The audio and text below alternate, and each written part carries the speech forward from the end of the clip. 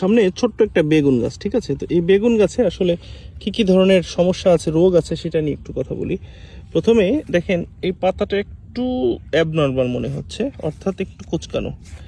সবগুলোই পাতা দেখছেন একটু কোঁচকানো। তো আসলে আমরা বেগুন গাছের পাতা কুঁচকে যায়, তো এটা নিয়ে আসলে অনেক ধরনের মন্তব্য করি। আমি যদি একটু পাতা উল্টে দেখি, সেক্ষেত্রে দেখা যাচ্ছে কি এখানে এই যে মিলিবাগ, হ্যাঁ দেখেন প্রচুর ছোট ছোট পোকা দেখা যাচ্ছে।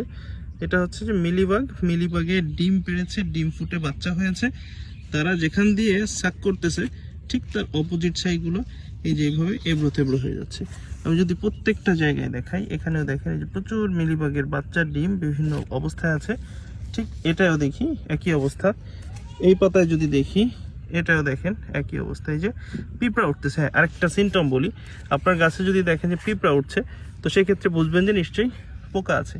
এই যে পোকা দেখেন, এইগুলা খেতে মূলত পিঁপড়া ওঠে, মিলিবাগ। হ্যাঁ, সো আপনার জমিতে অবশ্যই মিলিবাগের জন্য ল্যামডাসা হেলোথিন প্লাস থায়ামিথাক্সাম গ্রুপ খুব ভালো কাজ করে।